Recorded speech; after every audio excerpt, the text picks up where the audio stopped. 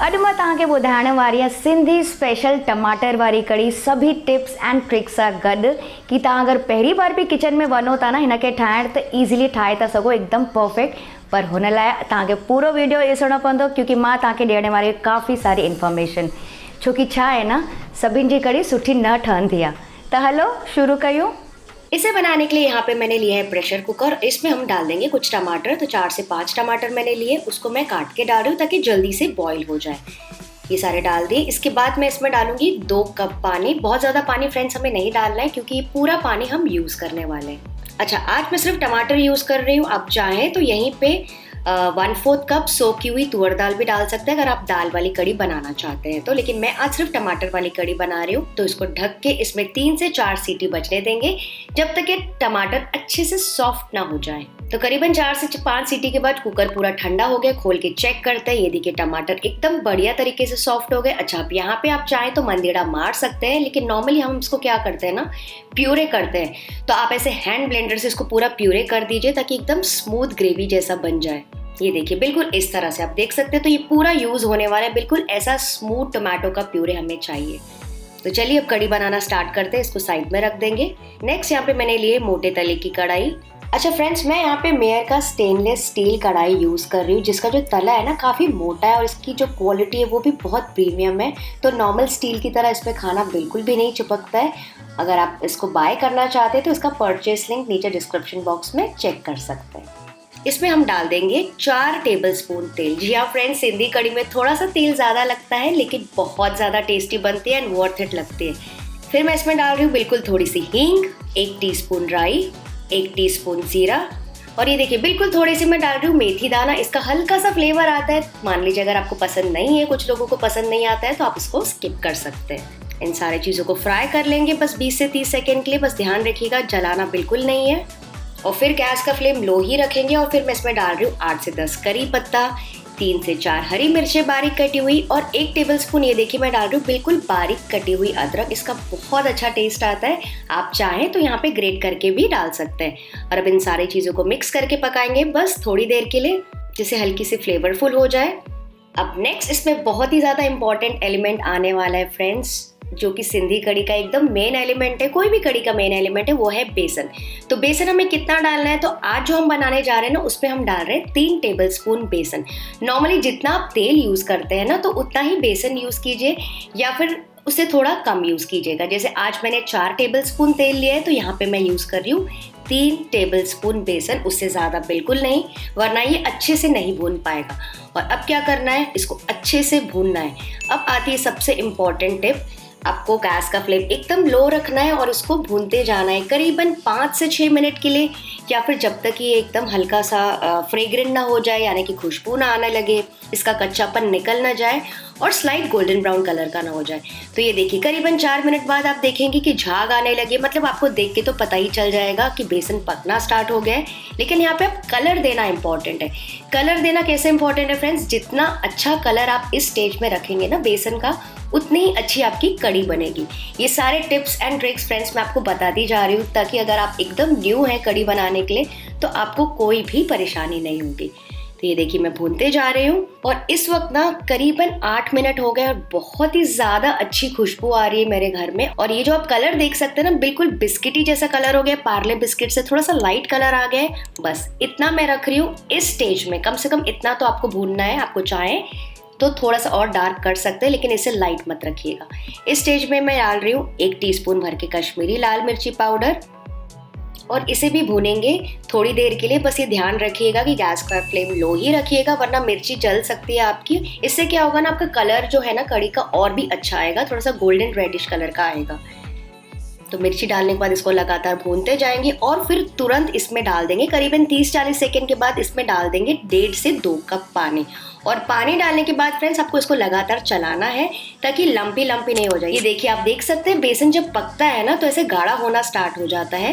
तो इसको लगातार ऐसे मिक्स करते जाएंगे और थोड़ा थोड़ा करके पानी और ऐड करते जाएंगे। बहुत ज़्यादा पानी नहीं डालना है, बस इतना कि बेस ग्रेवी हो जाए, मतलब गाढ़ा हमको बेस मिल जाए। ये देखिए आप देख सकते हैं एकदम गाढ़ा बेस तैयार हो गया है रेडिश कलर का। अच्छा फ्रेंड्स, अगर आप चाहें तो सिर्फ यहाँ पे भी कढ़ी बना सकते हैं, मतलब यहाँ पे आपको जितना पानी चाहिए आप डाल के एडजस्ट कर सकते हैं। कुछ लोग सिर्फ ऐसे बेसन की कढ़ी भी बनाते हैं, लेकिन आज क्योंकि मैं टमाटर की कड़ी बना रही हूँ तो इस स्टेज में मैं इसमें डाल दूंगी बॉईल किए हुए टमाटर जो प्यूरे करके मैंने रखा था। साथ ही मैं डाल रही हूँ 1 टीस्पून नमक भी, ताकि टमाटर और अच्छे से सॉफ्ट हो जाए। और इसको भी मिक्स करके अभी हम भूनेंगे 4 से 5 मिनट के लिए। और जैसे ही इसमें बॉईल आना स्टार्ट हो जाएगा, इसमें मैं डालूंगी थोड़ा सा और पानी और इसको और कढ़ाएंगे। अच्छा फ्रेंड्स, मैं क्या बोल रही थी, यहाँ पे मैंने क्या किया ना, टमाटरों को बॉईल किया है फिर प्यूरे किया है, तो उससे क्या होता है ना, टमाटर की बहुत अच्छी टेस्ट आती है, उसका जो टेस्ट है बढ़ जाता है, मिठास बढ़ जाती है।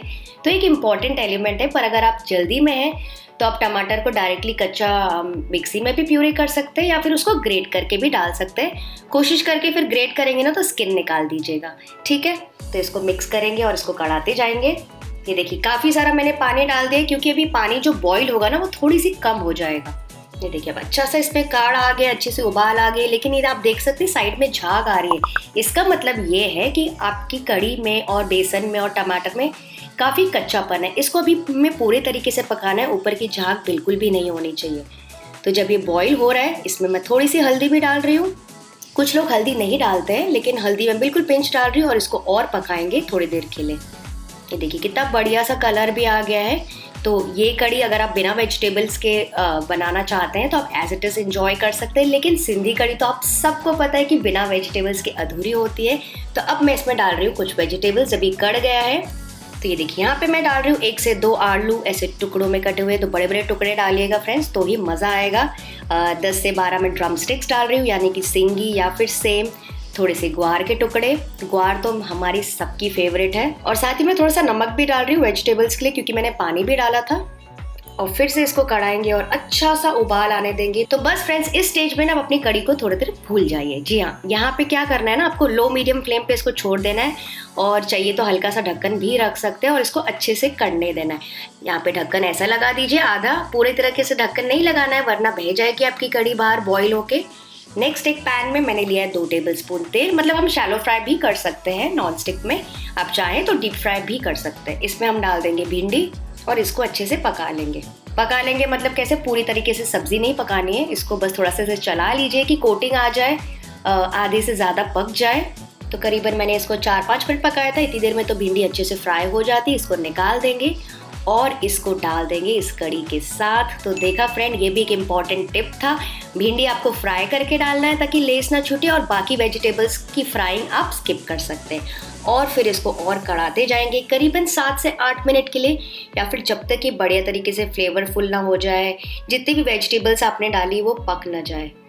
तो करीबन 8 से 10 मिनट और मैंने इसको पकाया। कड़ी देख सकते हैं अब हल्की सी रिड्यूस हो गई। चलिए एक आलू निकाल के चेक करते हैं। ये देखिए आलू एकदम अच्छे से कट हो रहा है, इसका मतलब अंदर से पूरी तरीके से पक गया है। जब आलू पक गया है तो बाकी की चीजें भी अच्छे से कुक हो गई होंगी।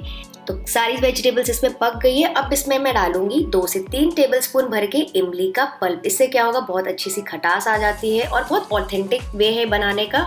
मान लीजिए अगर आपके पास इमली का पल्प नहीं है, इमली नहीं है, तो आप इसमें डाल सकते हैं 5 से 6 कूकम, और उसको अच्छे से कढ़ाइएगा ताकि उसकी खटास छूट सके। और इसे और मिक्स करेंगे। तो फ्रेंड्स, हमारे घर में ना स्पेशली हम शिकारपुरी के यहाँ हर संडे को ना ये जो टमाटर वाली कड़ी है वो बनती है आलू टूक के साथ, थोड़ी सी मीठी बूंदी, कभी कभी सन्ने पकोड़े भी बना देते हैं। मतलब क्या मैं आपको बताऊं, सिंधी का जो थाली होता है ना, अगर आप चाहते हैं कि मैं आपके लिए सिंधी थाली नेक्स्ट बनाऊं तो मुझे कमेंट करके बताइएगा पक्का से। और जितने ज़्यादा कमेंट्स आएंगे ना, मैं उस हिसाब से डिसाइड करूंगी कि नेक्स्ट मैं क्या बनाने वाली हूँ। तो ये देखिए कड़ी अच्छे से पक गई है, हल्की सी आप देख सकते हैं गाढ़ी भी हो गई, ग्रेडिश गोल्डन ब्राउन कलर आ गए। बस बहुत ज़्यादा पतली बिल्कुल नहीं करना है फ्रेंड्स, ठीक है, क्योंकि जब आप चावल में डालेंगे ना तो उसका रास्ता नहीं बदल जाना चाहिए, चावल को ना वो अच्छे से कोट करना चाहिए। तो नॉर्मली हम इसको परोसते हैं तेल या फिर घी वाले चावलों के साथ, और अगर बासमती चावल हो तो उसका तो क्या कहना, क्योंकि कोई भी सब्जी में अगर तेल घी कम हो जाए ना तो दाक्षी को लगता है कि खाना अच्छा नहीं बना है। एंड साथ में आप इंजॉय कर सकते हैं आलू का टूक। ये सुपर फ्लेवरफुल कड़ी रेडी है। लास्ट में इसमें डालेंगे थोड़ी सी फ्रेश धनिया और इसे भी मिक्स करेंगे और इसको आप गर्मा गर्म परोस सकते हैं। तो फ्रेंड्स, आई होप तव्हां खे अॼु जी रेसिपी रियली वणव। I am just trying. अगर आपको अच्छी लगी तो हिन खे लाइक शेयर और सब्सक्राइब पक कजो, एंड मुझे कमेंट करके भी ॿुधाइजो कि तव्हांखे मुंहिंजी इहा कोशिश कीअं लगी, जो भी माना टिप्स तव्हांखे ॾिनव उहो कीअं लॻेव। एंड इफ यस, तो अपने सारे सिंधी फ्रेंड्स के साथ, सारे सिंधी कम्युनिटी के साथ ये रेसिपी पक्का शेयर करना। चलिए मैं आपसे मिलती हूँ अगली रेसिपी के साथ। Bye bye.